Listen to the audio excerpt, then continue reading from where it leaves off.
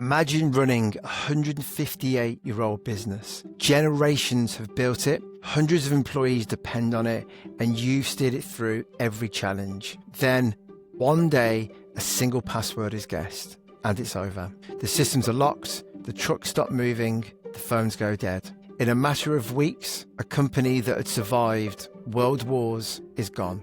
This isn't a tech problem, this is a leadership problem. And it's one that any CEO could face tomorrow. In this week's show, Paul Abbott lived it. As the director of K&P Logistics, he watched the business close its doors after a cyber attack that started with the smallest, simplest weakness. Today, he's here to tell his story. The mistakes, the lessons, and the hard truth about what it takes to keep your business, your company, out of the headlines for the wrong reasons. I'm David Fleckner, and this is the CEO's Cyber Briefing. Enjoy. Paul, welcome to the show. Really glad to have you on this pod. I think you've got a really important message to be sharing with companies of any shape and size. So really glad to have you on. Paul, can you take us back to the moment where you realised that your company, Knights of Old, a 150-year-old company, had been. Yes, it was a moment I shan't forget in a hurry. Although emotions were running pretty high at the time.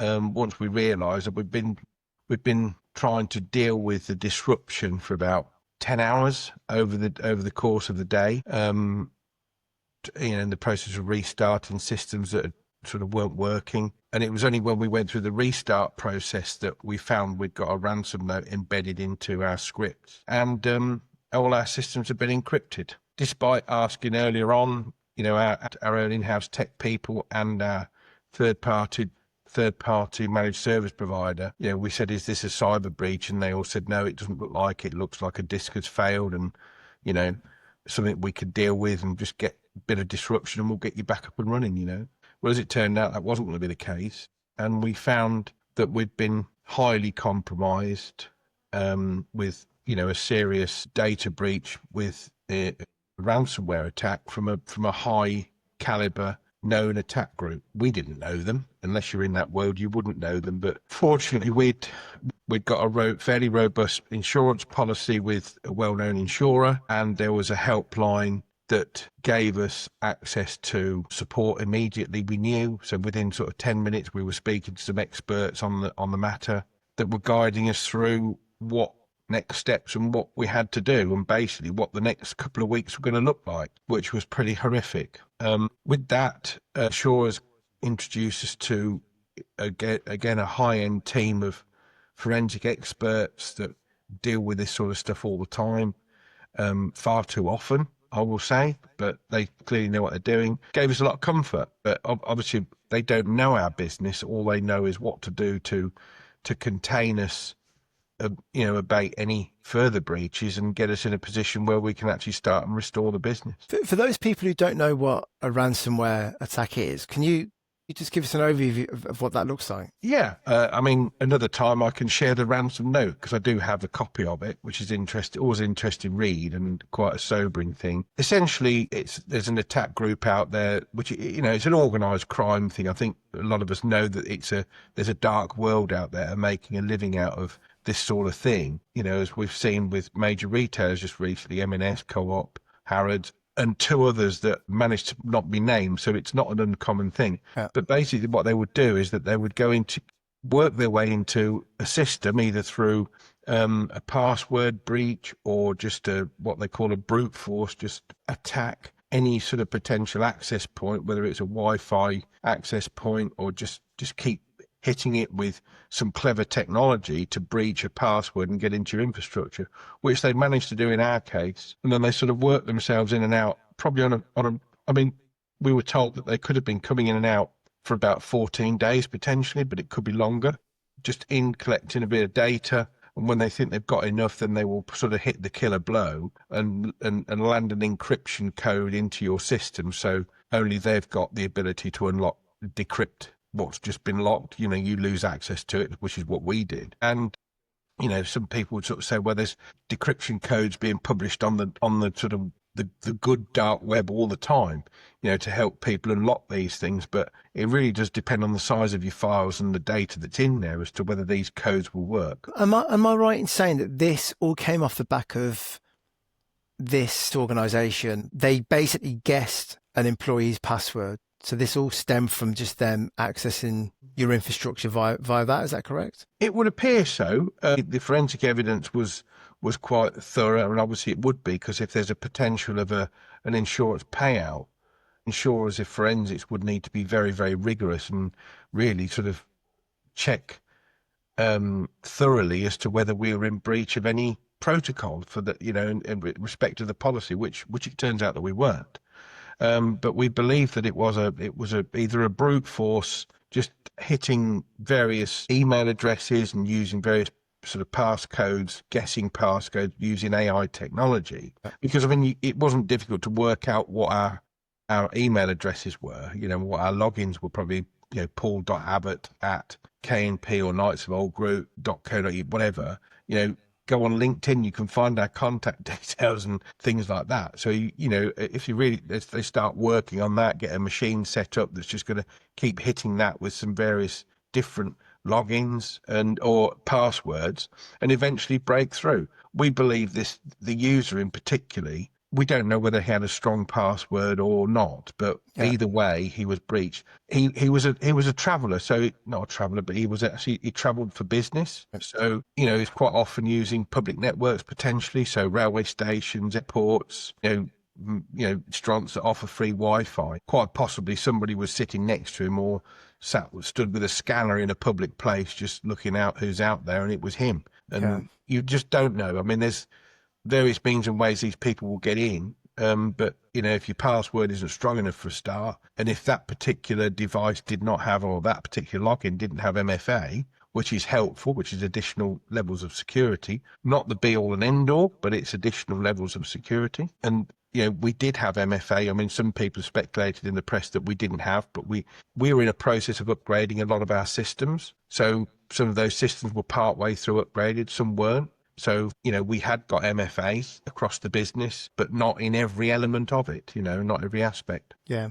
And some of those things you've just listed there, Paul, like having, been out in public and logging onto public Wi-Fi, hackers been able to guess the domain. These are all really common things. And I think sometimes people think, getting breached is some, high level technical attack. And sometimes it is, but a lot of the time, certainly from my experience and from what you're saying here, it can be the basic things that they're using to access your infrastructure. Very much. I mean, I don't use public networks anymore. Just don't. If I haven't got 4 or 5G, they'll have to wait. It's not that important. Yeah. I was reading through the BBC article that you did, and it did state that the hacker message on there. So I've got it in front of me here. So I just thought it'd be worth sharing with people, because it's kind of quite chilling in its form. So the message that you received once they'd kind of infiltrated your system was if you're reading this, it means the internal infrastructure of your company is fully or partially dead. Let's keep all the tears and resentment to ourselves and try and build a constructive dialogue. I mean, that is pretty chilling. What was your instant reaction to that when you read that? I've got to be honest with you. From the initial, I don't think I read too much about. I didn't really need to read past a couple of lines, really, because it was rather academic. There was no figure written in there about what they wanted. It was obviously our initial reaction was, well, we're not going to pay. People say you shouldn't pay. We're not going to pay, but then as you sort of calm down and put your hand in cold water and think, right, okay, well, how much do you think they're looking for? Because this is serious. We're not going to, we've had a go at this now for 12 hours and we're not doing it. So you start to sort of change your mindset to think, well, perhaps I should pay it. If they want 50, 100 grand, 150 grand, maybe we should find that money, get it paid and get back going again. But we learned with this particular group that, anyway, so to answer your question, I didn't read too much far past a couple of lines, David, to actually sort of see that we're in a bit of a mess here, and this wasn't going to be an easy fix. And without sort of speculating, we spoke to the forensic team that we'd got and said, well, where do we go from here now? Do we enter negotiations? What do we do? Because we've never been here before. We don't really want to be here again. But you've obviously been here. Yeah, it was that really. I didn't need to read too much about it to know that we're in a mess, and that was it. It was serious. So again, I know from speaking with you and from reading and watching your stuff that you did, you had compliance with a lot of the industry standards. You had this IT insurance, cyber insurance in place. So what, in your opinion, went wrong? Because from the outside looking in, to most people, with the industry compliance and the insurance, you had everything sort of covered. So what do you think kind of was missing and what went wrong? I think in summary, I just don't think what we had was good enough. I don't think it was 21st century as it should be, version 10. We were probably on version 4 or 5. I don't know. Yeah, just analogies I'm quoting. I'm not saying they're factual things, but I think when we started to look into this in a bit more detail and the forensic guys got into it and said, you know what, it's all right, it's compliant, but it's not, there's better stuff out there, and I'm surprised that your MSP hasn't sort of pushed you down a different route, which shouldn't cost you any more money. But I just don't think the MSP that we had that was supporting our internal team, I just don't think they weren't good enough, because they weren't bringing to us, newer versions of products that would make us more secure and newer, versions of what we got or different ways of working. They just didn't seem to be proactive at all in that sense. Certainly, well, no, I don't think they were. And I don't think, no, that they weren't. They just weren't, because, I mean, one of my business partners was actually he'd got the direct report for IT, the IT department and that side of the business. And, we would all share our workings or our work with external providers at every board meeting. And this wasn't something that was coming up, which on reflection, it should have done. It should have been a high topic on the agenda. Every meeting said, right, where are we? Where are we with the MSP? What's going on technology-wise? Are we missing out? It should have been something we'd talk about in much more detail at the board. But on an operational basis, because our IT director was not a C-suite shareholder. He was a delegate that basically ran the department for the company, working with external providers that we'd worked with for many, many years. And we were very loyal, as many businesses are. And also, I think as well, over time, you become to build up trust with, your external providers. So not just loyalty, but you sort of trust this. We had far too much trust than what we should have done in this external. And really, when we look at it, they weren't really the type of people that we should have been working with at the time. Yeah. Things have moved on from when we did, and as I say, we were in a process of upgrading the whole infrastructure over a period of 3 or 4 months, because it was quite a big job, which they would have featured in some of the work as we prepared for that. They didn't seem to be very present or evident in things as I think they should have, or we should have made them. We should have had, one of us should have been having a meeting with our IT director, with that provider, and asking questions that I now know what should be asked. Yeah. But it's a bit late, but I could ask those questions on an informed basis. And quite often now I sit with people, customers, and we ask not to be arrogant or to be, because I'm not a technical person, I'm an operator, and I work practically. I want to know that my business is locked and it's secure. Explain to me how and why it's secure. Okay, I've got that. I don't need to know how you do it, but I just want to know, I want you to explain to me, what does good look like and how can I test that? So being in a position now where I could ask more tangible questions about, what is good and what isn't good, and then know what to expect, what answers to expect. And I've sat with people, as I say, not to be clever, but I've sat with people looking very uncomfortable because they couldn't really give us the answers we wanted, which was exactly the right place to be. Fortunately, the people that we spoke to were able to go out and actually sort of improve their position on this and deliver some good products in the end, but they just hadn't got those products or solutions at the time. So it didn't mean to say we fell out with those people or we changed them. But if they're just not at the races, then you have to change them. You have to benchmark what you've got, and you should be benchmarking it frequently. Yeah. Super interesting that you said about, cybersecurity not being something you discussed during board meetings. And that's something we didn't at the time, David, but we did afterwards.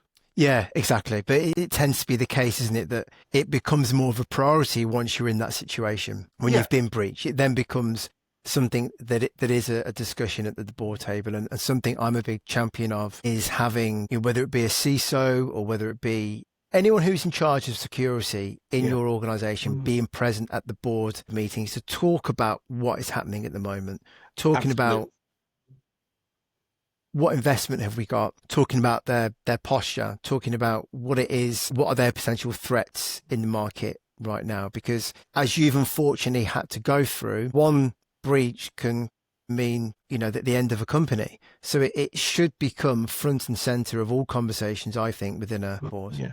I mean, IT was at the bottom of the list. It was down with corporate expenditure, and capital investment, Yeah. which, would deal with. I mean, the first thing on the agenda was health and safety. So obviously, welfare of the people and the business, was the priority. And I put that down largely because our insurer, our general risk insurer, insisted that we as a board sat on a course, an OSHAS course, so that we became better informed about our health and safety risk, so that we could direct our delegates or our appointed health and safety director to go and tell, well, this is what we want in our business, this is where we need to be. Our three focal points were, health and safety and general well-being, because if we don't look after people, they can't come to work. We need to look after them. Can't look after them when they get hurt, or worse, there's a corporate liability there where, the owners of the business, big fines or go to prison. So it was about protection, and that was really why that sat at the top. You've then got sort of financial stability, and then of course you've got operator compliance, because we're running lots and lots of trucks. So all of those three things sat very much at the top of our board agenda, and IT was down the bottom, which, it's another level of security and compliance, not just box ticking compliance, but it is the security bit that, again, it got washed in IT. Well, it shouldn't have been. It was very quickly moved out of there and sat alongside health and safety. And what was the board's reaction then? So once you've established that, you'd been breached, you'd received this ransomware note, what was the board's reaction at that time? It was pretty shocking, really, because, again, we didn't really know what the impact. We're running £100,000 business, 100 trucks, and servicing some sort of fairly high-end blue chip customer accounts in the publishing sector, the food ingredient sector, the food packaging sector. These are brands that, that are very fitting with our own brand. We're a long-established, trusted business, good credentials, good standards, good ISO across the whole piece. British Retail Consortium, you name it. We were at the races when it came to standards, and we demonstrated the standards. We just didn't tick the boxes, but we maintained those standards through our daily operations. And then we thought, well, how the hell are we going to do this without a computer? And we did have a robust and trusted DR contingency system to literally keep the wheels moving and keep customer service. Now, normally that system would be good for a few hours, 5 or 6 hours, whilst we've got a power outage or, literally a disk that had failed, that would give us time to restore systems and get going again. This was going on an awful lot longer, and we really did think this is going to be devastating here. If we can't keep customers on board, they're going to go. If we don't keep customers on board, then, we're going to lose business, and then, the business is going to be at risk. Well, through an awful lot of hard work and commitment, we kept that DR system going, and,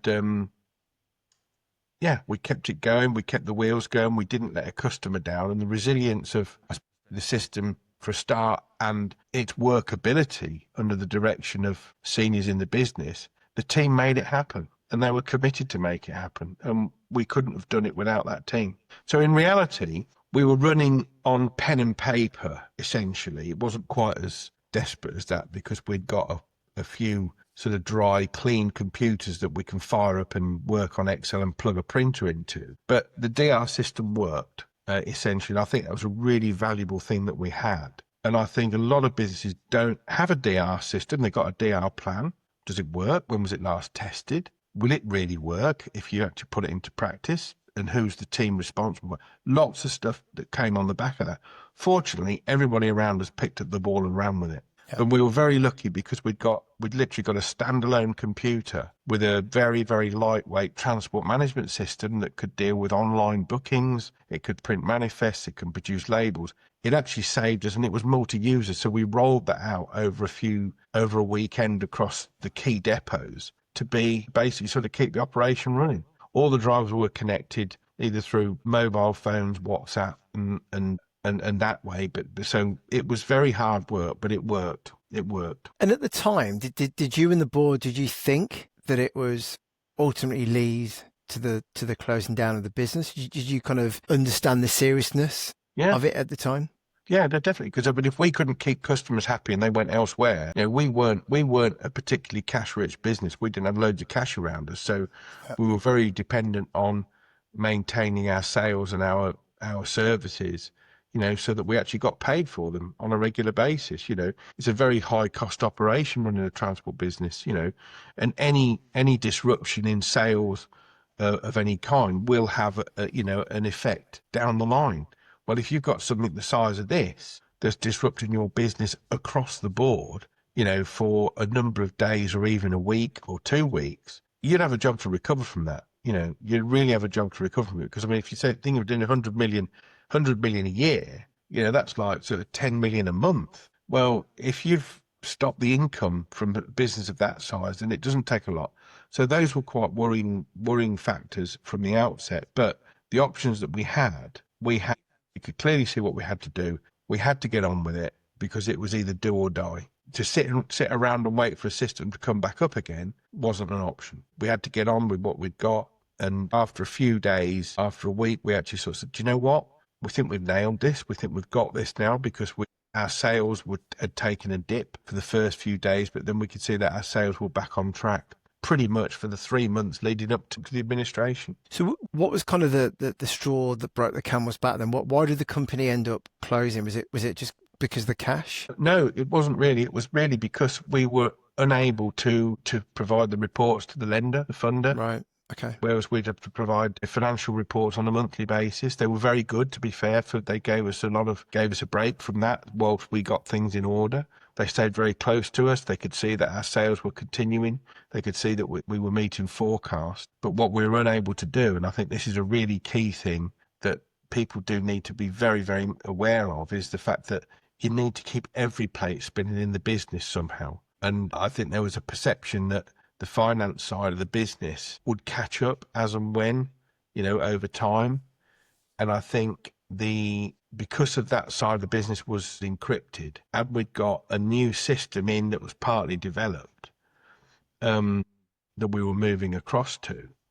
And the way the data, the purchase side of the business, the purchase ledger side of the business had not been developed on the new system. Right. So we'd got a lot of purchase data coming in, whether it's sort of wages to be paid, whether it's purchase invoices from suppliers, fuel, all of these things. To actually channel that data without a system proved to be quite challenging. And the people within the finance division were very, very reliant on technology, whereas in the operations, paper worked. But I think because of the scale of the business and the amount of volume data coming in to the business, just couldn't be collated and compiled in a fashion to provide the reports, credible reports to the bank, or indeed a new investor to support the business or even sell it at the time. So it was essentially the lack of management information that we just weren't able to provide within the time given. Yeah, and that was all a spin-off from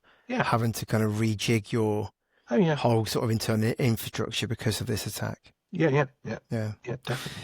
I know hindsight is it's an amazing thing, but if you could go back 12 months prior to the attack, what would you have done differently? How would you have kind of approached things differently? Well, I think for a start, I would be looking now to go and get us as board execs educated better on the risk, the same way as we did the health and safety. So at least we got a broader understanding. And I mean a broad understanding. I don't mean an under the bonnet understanding, but I think a broad understanding about where our risks are and what we should be doing probably in our business to actually mitigate those risks. So first of all, get trained, understand what you've got. Secondly, get yourself, whether it's your existing managed service provider, but if you haven't got one, go and get a risk assessment done, which normally they'll do free of charge. It's a bit of a minefield out there. There's a lot of people out there doing it these days. And over the last sort of while, I've sort of met them all. I've met some really good ones. I've met some very good ones, but some very expensive ones. But I've met what I'd like to think are some really, really credible ones that I think would be that a business like ours could have worked with comfortably. And if you've got a managed service provider, then at least if you're educated, you know what sort of questions to ask and sort of test them on what they're doing for you or what they should be doing on an informed basis. So it is about that sort of risk management and protection that goes with it. And there are some very clever products out there that can help. There are also some very clever products out there that I've seen now that actually really do lock down systems. So if you're really serious about being locked down and keeping out the nasties, then there are products out there. They're not very commonly talked about in the same way as endpoint detection and those sort of generic sort of risk areas. But I think, I'm currently trialing one at the moment that I really do like, and that's currently sitting with the white hacker to see if he can actually get into it. And he's struggling at the moment, to be fair, which is encouraging. Good. And then, of course, on the back of that is, your disaster recovery and contingency. So I think in this day and age, it's fair to say it's not a case of if you get a breach. I think it's a case of when you're going to get a breach and how will you deal with it. I think you have to be in that mindset, because I don't think anybody can afford to be complacent to think they're going to be immune to this, because I just think the way the technology has moved on now, AI is becoming more and more of a factor now for detection, prevention, but also for attack as well. So I think it's something that can't be complacent, but I think either way, whether it's for cyber risk or something else, having a really good, robust DR contingency that works, I think takes a little bit of a specialist approach to it. It depends on the size of your business. But again, I've become acquainted with some sort of very well-versed people, and I wish we'd have met them. I wish we'd have met, those sort of three aspects or those three dimensions of what's available that 12 months ago, as you asked, David, because I think we would have been we wouldn't have been chatting now, other than we've been accredited for the most resilient company in the country, maybe. Yeah. But I do believe had we have known those things were available to us. That's the other thing. Yeah. Not a lot of people know these things are actually available. Well, like you said, it's having that awareness and that knowledge. Would you, in hindsight, would you bring your security in-house, or would you continue down that MSP model? I think there's a couple of factors there. I think there's an element of internal resource that's required, but I think that resource needs to work very closely with an external expert, because I think the cyber risk is a very special. I've seen it's a very specialist. It's not just some kid in a hoodie in his bedroom trying to hack through and sending you a phishing email to get 100 quid of Amazon vouchers back sent. This isn't that. This is a serious organized crime industry. Some very, very clever people that get some very, very serious and clever support, to how they can do this thing and how they can execute it.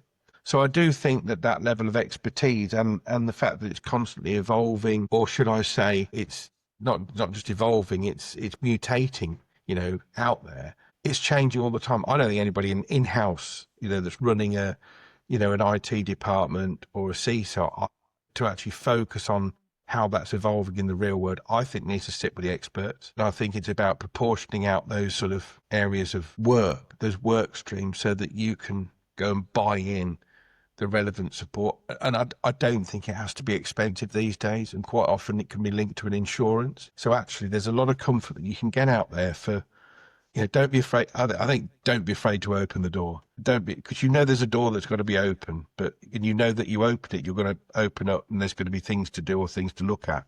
But don't be afraid to open that door. I know from speaking with you offline and just during this chat now, Paul, that you've learned a lot from this experience. And I do appreciate you sharing everything with us, because I'm sure it was a very difficult time. But what does the future hold for you? What are you up to now? Well, I've been invited to go and work with a number of people on the cyber thing. So whether it's at events, paid consultancy or, working with people to help other businesses be in a better place. So I do consultancy work on that side of it. So you're actually out there now advising companies on how they can avoid what you've been At the through. end of the day, I'm a trucker.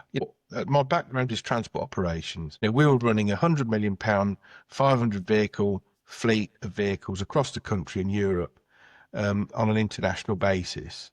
We just wanted to run our truck. We wanted to run our business. We're operators. We move cargo. We're good at moving cargo. We didn't want to be thinking about, oh gosh, I've got to go and do IT now. That's, get the expert in to do your finance, do your IT, but make sure they're properly resourced and properly supported. That's the key for that. So, but I'm talking from the shop floor now. I'm talking from the front line rather than the back office about where risk sits and what business can do now to cut through a lot of the technical, I don't want to say jargon because it's a language. I think cut through the technical language that not many of us really understand, but just tell me how it is from an operations perspective. Tell me how it is that I understand that from an accountant's perspective or, a business operations, perspective, but not from a technical. I need to know technically it's good, but I want you to tell me what it does and how it works or what doesn't work. So I think that's it. And where the risk is from an operational perspective, from a frontline perspective. And I think people find that very useful because I'm a straight talking sort of person. If anybody comes across where they're trying to sort of blind me with science, I can't do that because I'm not qualified to decipher that. I said, tell me this in English because, that's what I want to know. And I get it out of them. I'll eventually get what I want. And I think that's where I could help other people ask the right questions and look for the right answers without being blinded by the technical side of it, which, in fairness, is not their forte. Yeah, and I think that's so important, Paul. I see it a lot where CEOs of companies are getting blinded by a lot of the terminology that's used in cybersecurity. So I think someone like you who's been through what you've been through and you've been a CEO of a company, I think that's a really powerful message to be getting out there and speak to people. And I think CEOs will really relate to you because you'll talk the same language as them, and you'll be able to explain things in a way that they understand. And I see a big disconnect there all the time. There is, a CISO going in to speak to a CEO. Some CISOs are really good. Don't get me wrong. They're a lot more commercial. But I do see quite frequently CEOs getting a little bit blindsided by, the language and getting a bit intimidated, I guess is probably a better way of saying it. Yeah, that's a fair statement, I think, David. Yeah, I think that's a fair view on it. Well, I think that's fantastic what you're doing now, Paul. Obviously, I'll put all of the relevant links in the show notes. If there's a CEO out there who wants to connect with you, I would strongly recommend them to do that, to understand for sure, not only a bit more detail around what you've been through, but how they can improve their own situation to avoid any. So the other things that I do, obviously I do general consultancy in transport and logistics, because obviously that's what I've been involved with for many years. But also we do run a small transport business ourselves, my wife and myself, which so we've sort of started something again on a bit more of a modest basis, but we're still in the game for trucking and stuff. So we keep ourselves ahead of the technology and the way that industry is evolving as well. Great. Well, look, you've been incredibly brave to kind of share your story. And as I say, I think your message as someone advising other companies, CEO to CEO, I think is really important. So I wish you all the best with that. Just to sign off, Paul, what would be, if there was one thing that you could advise a CEO listening to this show, what would be like the one thing that you would advise them to do right now that could potentially help them avoid what you've been through? Give me a call. Good answer. Very good answer. No, I think get trained. Trained. So if you don't understand what you've got around you entirely, then get yourself briefed on what you've got. Certainly start asking a few more questions about the subject. And I'm sure the questions are being asked, because who wouldn't come in on a Monday morning or Tuesday morning after watching Panorama the other week and say, look, right, where are we with this? And the same way as we did, our people that work with us gave us the assurance that we're in a good place, but we weren't good enough. Ask some questions. And if you don't know the answers, step away and go and find out what that meant, if you don't understand, But as I say, if you can deal with something on an informed basis, you will do it better and you will do it more cost effectively as well. And I think that's where the upsell is really, I think, for just getting better informed about it. Yeah. And if anybody seriously does want some help with that, I can help them cut through a lot of that. Yeah, no, I think you're the perfect person to do exactly that. So we'll put all your relevant links. I'll also put a link to the Panorama show. Oh yeah, that you're on as well, so people can watch that. It's brilliant. Yeah, thank you. It talks wider about the cybersecurity challenges that a lot of companies are going through at the moment. So it's a good. Yeah. But, I just think as a business owners, we wanted to sleep at night factor. We wanted to know that we're in a good place. Our risk was well managed. And we weren't worried about it. We were off running trucks and doing other stuff and looking at acquisitions and things like that, But I mean, one of the other things is about, if you're buying companies, then what legacy systems are you inheriting? Who looked after the IT there? Well, it might be something that should come out in the due diligence more earnest about hang on, we're not going to do anything here until we know what's going on the IT wise, because we had some legacy systems in the business, but they were essentially sort of offline, but we didn't sort of switch them off completely because we didn't really know what they did, So it was a case as we move forward in time, we think, well, there's an envelope there from that firm now. I think that the longer it goes on, nobody comes to me about it. I can bin it eventually.